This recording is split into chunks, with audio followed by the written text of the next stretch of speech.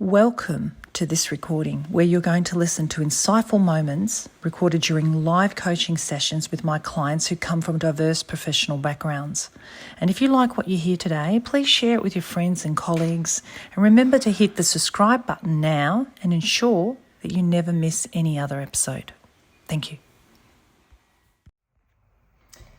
Communication is more than just words. It is about how you're feeling and what you believe, your intention, your purpose. It is about the audience you speak to, their style, their preferences, also what it is that they're wanting to hear. Communication is complex. There's a lot of things to consider when we decide to communicate. So whether you're speaking in public or in a conversation, are you considering the other? Are you considering the topic and how connected you are to the topic? How passionate you are about what you're saying? How much you believe it? Are you also considering what could be stopping you, which is self-consciousness, being too concerned about yourself and whether people like you, whether they're going to agree with you, whether you're going to forget your words? All of those thoughts become self-focused and they're not focused on the other. So there are many things to consider before you have your conversation or present in public.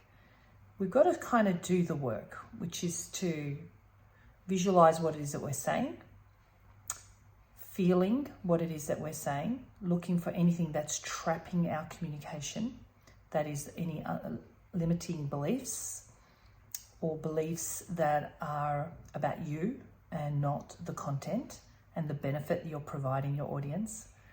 Do the work, sit down with a pen and paper, debrief yourself, face all those things that are scaring you. Be present with those feelings because they're screaming out loud for your presence. Be mindful of what's going on in the internal life, the internal communication. And as you do that and have the courage to do that, then you can speak more confidently because it's kind of like you haven't blocked that inner voice that you've done your work at home until you can present yourself more confidently because you kind of know that dark side that's kind of stopping you. And you may not be able to solve all the problems, fix all those beliefs that are scaring you. You may not still feel confident on the inside, but because you've actually sat down with yourself and looked at all those aspects that might be stopping you, including the lack of clarity that could happen on the intention of what you want to say, because you've done that work and you've spent a bit of time reflecting and listening to your inner voice, and that is even writing it down, it's like you've emptied it out and you've kind of let go of the pressure and the energy that's stuck inside wanting your attention. And that means you can speak in a conversation, you can have your meeting or present, and you can be freer because that energy inside of you that was bubbling in there, that was trapped, has been released. And even though you haven't fixed all the problems, the fact that you've sat with yourself and unblocked all those feelings can make a big, big difference. So communication can be complex when we're kind of wanting to speak to somebody and we haven't kept in mind the needs of others and our personal needs.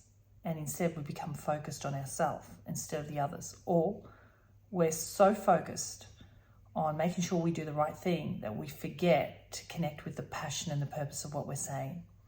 So I hope this helps.